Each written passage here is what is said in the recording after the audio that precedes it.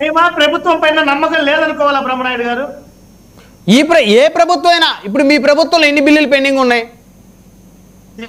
చివరి ఎన్నికల సమయంలో వచ్చినటువంటి ఎన్నికల కోడ్ దృష్ట్యా జరిగిన కొన్ని బిల్లుల ఆపుదల తప్ప ఎక్కడా కూడా వైఎస్ఆర్ కాంగ్రెస్ పార్టీలో ఒక చర్చ పెట్టి లైవ్ కాల్స్ తీసుకుంటే వైసీపీ ప్రభుత్వంలో పనులు వర్కులు చేసి గవర్నమెంట్ వర్కులు చేసి బిల్లులు రాని వాళ్ళు ఎంతమంది ఉన్నారనేది ఒక లైవ్ ఫోన్ కాల్స్ తీసుకుంటే ఎన్ని వేల కోట్లో మీరు నేను విజయ్ గారు అందరం కూర్చొని కౌంట్ చేసుకోవాలి. పెడదాం ఆ చర్చ కూడా ఒక రోజు. చంద్రబాబు నాయుడు గారి ఉన్నాయి ఆ ప్రభుత్వంలో పెండింగ్ ఉన్నాయి కూడా ఉన్నాయి లేవని నేను అంటలేదు. అందుకనే నేను ప్రభుత్వాల మీద నమ్మకం లేదంటున్నాను. మీ ప్రభుత్వం వాళ్ళ ప్రభుత్వం అని చెప్పలేదు. నేను అదే ఇప్పుడు ఏమంటున్నానంటే పూర్తిగా స్థానిక సంస్థల విషయంలో మాత్రం చంద్రబాబు నాయుడు గారు తన అనుభవాన్ని ఉపయోగిస్తున్నారు. తన అనుభవాన్ని మొత్తానికి కూడా ఈ రోజు లోకేష్ గారితో ముడిపడి ఉంది కాబట్టి రాబోయే భవితవ్యం లోకేష్ గారికి డ్యామేజ్ జరగకూడదు. అందుకని స్థానిక సంస్థల్ని నిర్వీర్యం చేస్తున్నారు చంద్రబాబు నాయుడు గారు.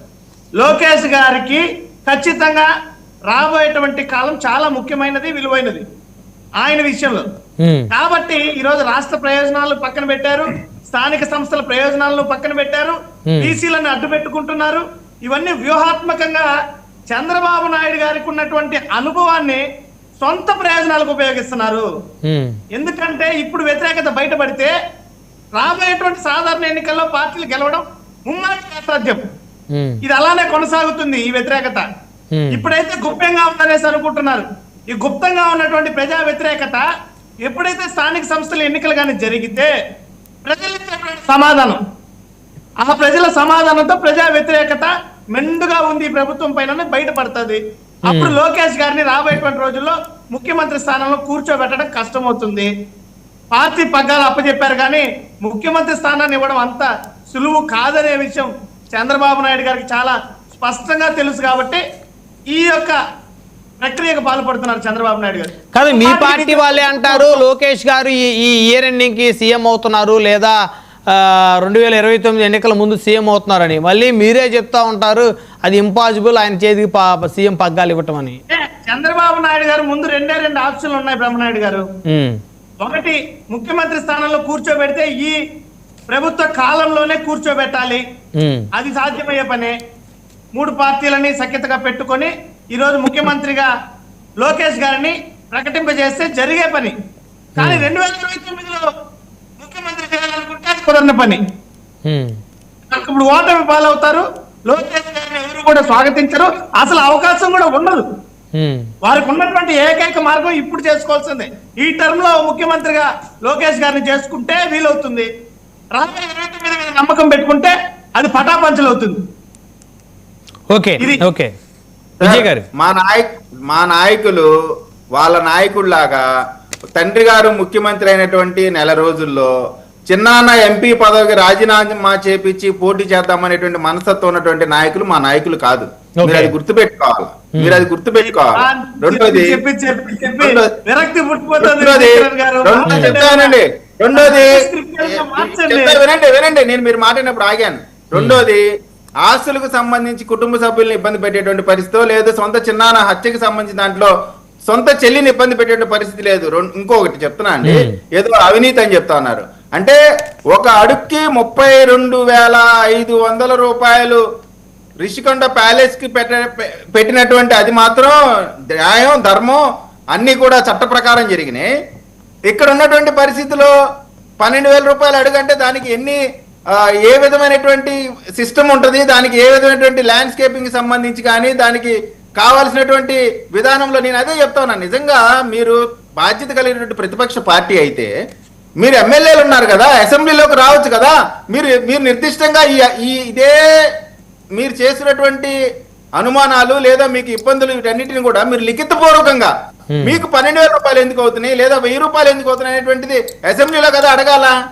దానికి దాక్కుని తిరుగుతా అసెంబ్లీలో చట్టబద్ధంగా రాజ్యాంగబద్ధంగా చేయాల్సిన పనులన్నీ పక్కన పెట్టేసి రాజ్యాంగ విరుద్ధంగా ప్రవర్తిస్తున్నటువంటి మీరు, రాజ్యాంగం మీద గౌరవం లేనటువంటి మీరు, రాజ్యాంగాన్ని అపహాస్యం చేస్తూ ప్రజలు ఇచ్చిన తీర్పుని మీరు ఎమ్మెల్యేలుగా 11 మంది ఎమ్మెల్యేలు మిమ్మల్ని గెలిపిస్తే ఎందుకు గెలిపించారు? మీకు అసెంబ్లీకి వెళ్ళి మీ నియోజకవర్గ సమస్యల గురించి మాట్లాడాల్సినటువంటి బాధ్యత మీ పైన లేదా? మీ నియోజకవర్గ ఎమ్మెల్యేగా ఓటేసి గెలిపించండి ప్రజలకు మీరు చేసినటువంటి ద్రోహం కాదా అది? ఓకే అవన్నీ వదిలేసి ఈ విధమైనటువంటి మాటలు చెప్తున్నారు. ఇది పూర్తిగా తప్పుడు విధానం నడుస్తా ఉన్నారు. ఖచ్చితంగా నేను చెప్తానండి, మీ కోరిక తీరుస్తాం.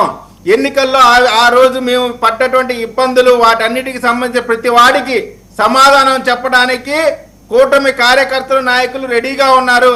ఆ ఓటమి భారాన్ని, ఆ ఓటమి అవమానాన్ని, అప్పుడు పెట్టినటువంటి కేసుల్ని వాటన్నిటి కూడా ప్రతీకారం చట్టబద్ధంగా తీర్చుకోవడానికి సిద్ధంగా ఉన్నాం. మీకు మ్యూజిక్ ముందుంది ఎలక్షన్ లో, చూడండి. కాకపోతే okay okay one word conclusion చూసారా సురేష్ గారు. ఇంతకు ముందు వాళ్ళు ఏమన్నారు, మేము తప్పు చేసినటువంటి వాళ్ళ మీద చట్టపరంగా మేము చర్యలు కూడా అదే చెప్తున్నాం కదా, చట్టబద్ధంగానే చెప్తున్నాం. ఇప్పుడు కూడా మ్యూజిక్ చట్టబద్ధంగానే ఉంటది. మీరు వార్నింగ్లు ఇవ్వచ్చు, మీరు దాడులు చేయొచ్చు, మీరు మా మీద ఇష్టారీతన విమర్శలు చేయొచ్చు, కానీ మేము చేస్తే మాత్రం పోలీస్ కేసులు, అధికార దుర్వినియోగానికి పాల్పడే తప్ప 75 సంవత్సరాల రంగనాయకమ్మ గారిని రీపోస్ట్ చేస్తే వచ్చినటువంటి పోస్ట్ ని ఫార్వర్డ్ చేసినందుకు జైలుకి తీసుకెళ్లేటువంటి మీరు కేసుల గురించి, తప్పుడు కేసుల గురించి మాట్లాడుతుంటే దెయ్యాలు వేదాలు వల్లించడం ప్రత్యక్ష ఉదాహరణ ఇదే. ఓకే ఓకే చూద్దాం. ఇప్పుడు బీసీల సామాజిక స్థితిగతులపై సర్వే జరుగుతుందన్నారు కాబట్టి అడ్వకేట్ జనరల్ ఆ సర్వే జరగాలి, నెల రోజుల్లో పూర్తవుతుందన్నారు. సరే ఇంకొక నెల, ఇంకొక 2 నెలలు గ్యాప్ తీసుకొని ఇంకొక 3 నెలల తర్వాత అయినా సరే ఆంధ్రప్రదేశ్లో స్థానిక సంస్థల ఎన్నికలను నిర్వహించాలని చెప్పేసి ప్రతి ఒక్కరు కోరుకుంటున్నారు. ఎందుకంటే ప్రతి ఒక్కరూ ఎమ్మెల్యే దగ్గరకో, మంత్రి దగ్గరకో, ముఖ్యమంత్రి దగ్గరకో పోలేరు కాబట్టి మరి గ్రౌండ్లో ఖచ్చితంగా గ్రామ పంచాయతీ ప్రెసిడెంట్ ఉండాలి, ఎంపీటీసీ ఉండాలి, ఎంపీపీ ఉండాలి, జెడ్పీటీసీ ఉండాలి. ఈ విధంగా స్థానిక నాయకులు ఉండాలి.